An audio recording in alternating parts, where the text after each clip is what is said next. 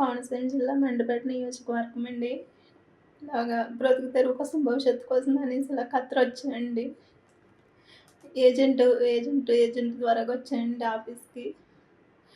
Cleaning అని చెప్పారండి. Cleaning అనేసి అక్కడి నుంచి తీసుకొచ్చాక ఆఫీస్‌కి తీసుకొచ్చారండి. ఆఫీస్ నుంచి నేను పనిచేసే మేడం ఇంటికి తీసుకొచ్చారండి. తీసుకొచ్చిన దగ్గర నుంచి ఆ మేడం చాలా టార్చర్ పెడుతుందండి. కడుపు నిండా తిండి పెట్టట్లేదండి.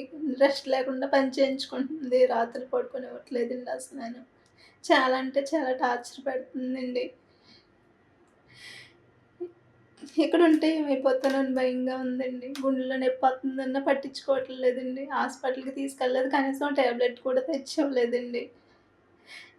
నారా లోకేష్ బాబు గారు, పవన్ కళ్యాణ్ గారు మరి మీరే, వాసంశెట్టి సుభాష్ చంద్రబోస్ గారు మరి మీరే నాకు ఏదోలాగా సహాయం చేయండి.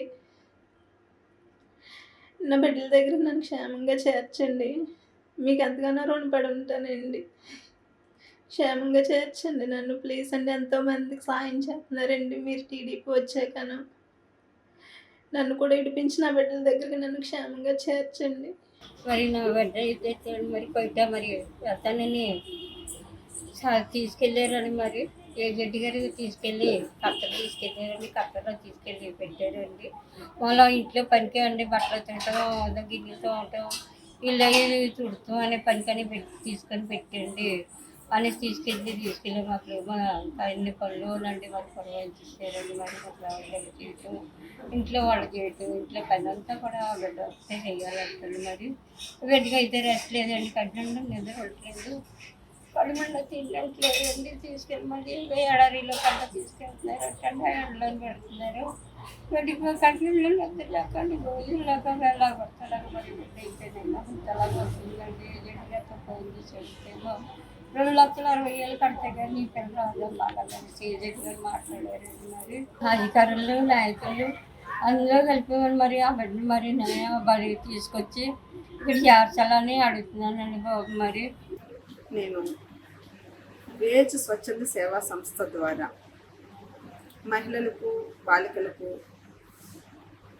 జరిగిన అన్యాయాల విషయంలో నేను పనిచేస్తూ ఉంటాను.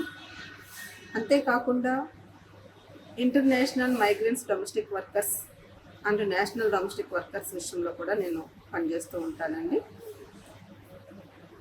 ఈ క్రమంలోనే కొన్ని రోజుల క్రితం ఖత్తర్ నుంచి దేవి హేమలత అనే మహిళ ఒక వీడియోని పంపించడం జరిగిందండి. ఆమె నారా లోకేష్ గారిని, అలాగే డిప్యూటీ సీఎం గారు పవన్ కళ్యాణ్ గారిని సహాయం అడిగిందండి. ఆమె యొక్క వీడియో వారి దృష్టికి చేరింది. వారే ఏపీ ఎన్ఆర్టీ వారి సహకారం ద్వారా ఆమెని ఇక్కడ వచ్చే ఏర్పాట్లు చేస్తున్నారండి. ఈ క్రమంలోనే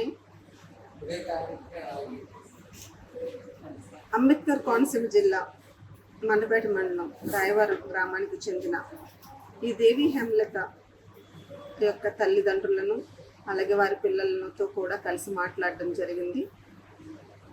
వారు చాలా ఆవేదన చెందుతూ ఉన్నారు. వారి బిడ్డ ప్రాణాలతో వస్తుందా లేదనే ఆవేదన చెందుతూ ఉన్నారండి. అయితే ఆమె గత 10 నెలల క్రితం తణుకు గ్రామానికి చెందిన ఒక ఏజెంట్ని నమ్మి అక్కడికి వెళ్ళడం జరిగింది. వెళ్ళిన నాటి నుంచి కూడా ఆమెకి ఎక్కువ పని గంటలు చెప్తూ ఆమె దగ్గర ఉన్న పాస్పోర్ట్ వాళ్ళు లాగేసుకోవడం జరిగింది. సరైన భోజన వసతి కానీ, వైద్య వసతి కానీ కల్పించడం లేదు. 3 నెలలుగా ఆమె చేస్తున్న పనికి కూడా జీతం కూడా ఇవ్వకోకుండా ఆమె చేత అధికంగా పనిచేయిస్తూ చాలా ఇబ్బందులు పెడుతున్నారు. ఇంటి పనే కాకుండా ఒంటెలను కాయడం, ఎడారిలో ఒంటెలను కాయడం, గొర్రెలను కాయడం కూడా ఆమె చేత చేయిస్తున్నారండి. వారంలో 3 రోజులు ఇంటి పని అయితే వారంలో 3 రోజులు ఒంటెలను కాసే పని ఆమెకి దగ్గరుండి తీసుకువెళ్ళి మళ్ళీ అక్కడ పని చేస్తున్నారట. ఆమెకైతే ధైర్యం లేదు. ప్రాణాలతో ఇండియాకి వస్తానన్న ధైర్యం కూడా లేక ఆమె చాలా ఘోరన ఏడుస్తుంది. అయితే నిన్న నేను ఆమెతో మాట్లాడడం జరిగింది. ఆమెకి ధైర్యం చెప్పడం జరిగింది. ఇక్కడ లోకేష్ గారు స్పందించారు, నారా లోకేష్ గారు స్పందించారు, అలాగే పవన్ కళ్యాణ్ గారు కూడా స్పందించారు. వెంటనే ఏర్పాట్లు జరుగుతున్నాయని చెప్పేసి నేను ఆమెకు భరోసా ఇవ్వడం జరిగిందండి. నిన్న ఏపీ ఎన్ఆర్టీ వారితో కూడా మాట్లాడించడం జరిగింది. ఆమె ఇంటికి ఇంటికి తీసుకొచ్చి ఇండియాకి తీసుకొచ్చి ఏర్పాట్లు చేయడానికి అన్ని ఏర్పాట్లు జరుగుతున్నాయి. త్వరలోనే మనం హేమలతో కలిసి మరలా కూర్చుని మాట్లాడుకుందాం. వారిని క్షేమంగా వారి అమ్మాయిని వాళ్ళ తల్లిదండ్రులకు అప్పగించే ఏర్పాట్లు చేద్దాం. ఇటువంటి ఏజెంట్ల ద్వారా నమ్మి మోసపోయే మహిళలు చాలామంది ఉన్నారు. వారికి అనేక చోట్ల అనేక సార్లు మేము అవేర్నెస్ అవగాహన సదస్సులు ఏర్పాటు చేస్తున్నాము. ప్రాపర్ వే ద్వారా వెళ్ళమని చెప్పేసి గ్రామాల్లో అవగాహన కల్పిస్తున్నాము. అయినప్పటికీ కూడా అన్రిజిస్టర్డ్ ఏజెంట్లు ఎక్కువైపోయి ఇటువంటి మహిళలను మభ్యపెట్టి మంచి జీతం అని చెప్పేసి వారిని ఇతర దేశాలకు తీసుకువెళ్ళి అమ్మేస్తున్నారండి.